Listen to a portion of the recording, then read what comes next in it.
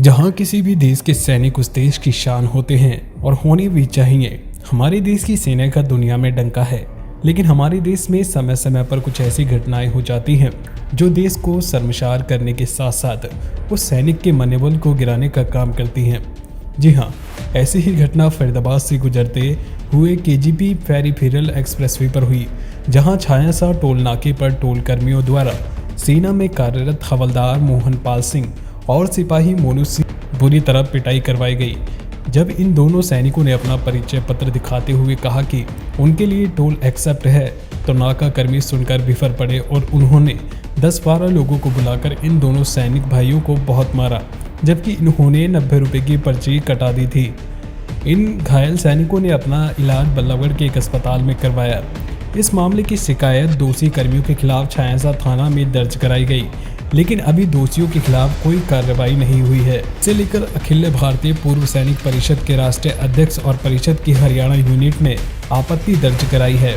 अखिल भारतीय पूर्व सैनिक परिषद के हरियाणा प्रदेश अध्यक्ष कर्नल गोपाल सिंह ने बताया कि उन्होंने इस बाबत केंद्रीय मंत्री नितिन गडकरी, जनरल बीके सिंह, मुख्यमंत्री हरियाणा, फरीदाबाद के सांसद कृष्णपाल गुर्जर, हरियाणा के कैबिनेट मंत्री मूलचंद शर्मा और फरीदाबाद के पुलिस कमिश्नर ओपी सिंह से अनुरोध किया है कि दोषियों के खिलाफ कार्रवाई करके उन्हें सख्त सजा दी जाए।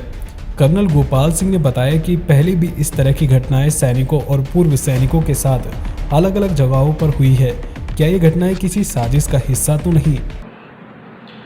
मैं कर्नल गोपाल सिंह, पूर्व सैनिक और अध्यक्ष अखिल भारतीय पूर्व सैनिक सेवा परिषद हरियाणा की तरफ से, और उसके अलावा सारे पूर्व सैनिकों और सैनिकों की तरफ से आपसे एक 16 मई को घटना हुई है, उसके बारे में अनुरोध, अभिनंदन करना चाहता हूं। हवलदार मोहनपाल सिंह जो सेना में अभी कार्यरत हैं, और सिपाही मोनू सिंह सन ऑफ हरी सिंह, दोनों भाई अपनी गाड़ी से केजीपी कुंडली, गाजियाबाद, पलवल, ईस्टर्न पेरिफेरल पर आ रहे थे, और वो छायसा टोल के पास जब टोल से उतरे तो उन्होंने अपना आइडेंटिटी कार्ड जो सेना का मिला हुआ होता है वो दिखाया कि हमें टोल एग्जेम्प्ट है, लेकिन उन्होंने नहीं माना और उनसे उल्टी सीधी बातें करना शुरू की। उन्होंने पर्ची कटवाई 90 रुपये की, और वो वहाँ से चलने के लिए तैयार हुए, लेकिन उनकी गाड़ी रोक ली गई। इसी बीच में गांव से 10-12 गुंडों को बुलाया और उनके साथ में न केवल गाली गलौज, लेकिन उसके साथ बहुत ज़्यादा मार पिटाई की, और वो वहाँ से फिर बल्लभगढ़ के हॉस्पिटल में उन्होंने इलाज करवाया और अपनी शिकायत छायसा पुलिस थाने में दर्ज कराई। अभी तक उसके ऊपर एफआईआर तो लिखी गई है, लेकिन कार्रवाई नहीं हुई है। हम सभी से, आप सभी से अनुरोध करते हैं कि इस प्रकार की जो घटनाएं कई पहले भी हो चुकी हैं, जिस प्रकार से हिसार में हुआ, राजस्थान में हुआ और यूपी में हुआ, क्या ये सैनिकों और पूर्व सैनिकों के खिलाफ जो कार्रवाई हो रही है, क्या ये कोई साजिश के तहत है? यदि है तो इसके ऊपर आपको संज्ञान लेने की आवश्यकता है और इसके ऊपर कड़ी से कड़ी कार्रवाई कराने की भी जरूरत है।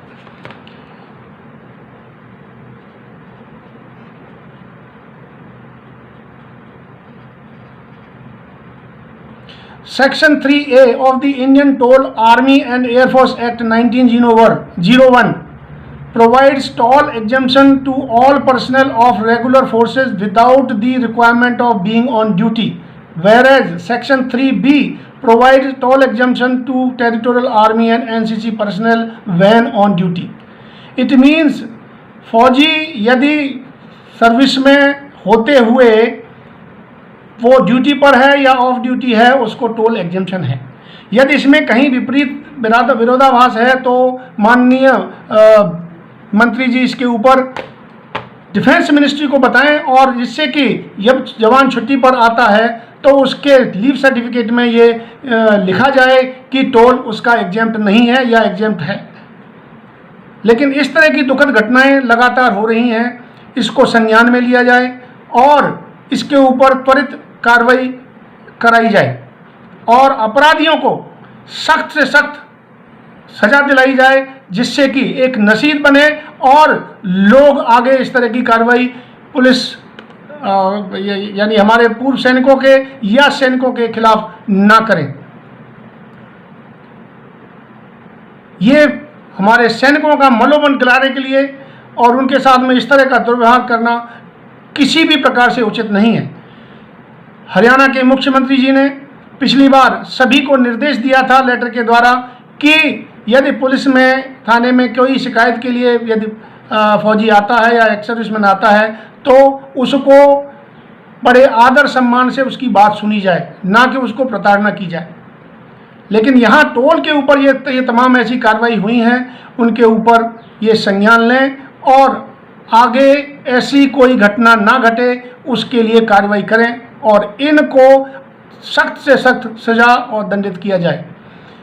मैं अपने पूर्व सैनिकों भाइयों से भी अनुरोध करूंगा कि ये हादसा हुआ है, आप काफ़ी उत्तेजित हैं, लेकिन कृपा करके मैं हाथ जोड़ करके प्रार्थना करता हूं कि आप कानून को अपने हाथ में किसी भी प्रकार से ना लें। कानून की कार्रवाई जिस प्रकार से होगी उसको आगे बढ़ने दें और हम सभी से अनुरोध करते हैं कि अपनी शांति बनाए रखें।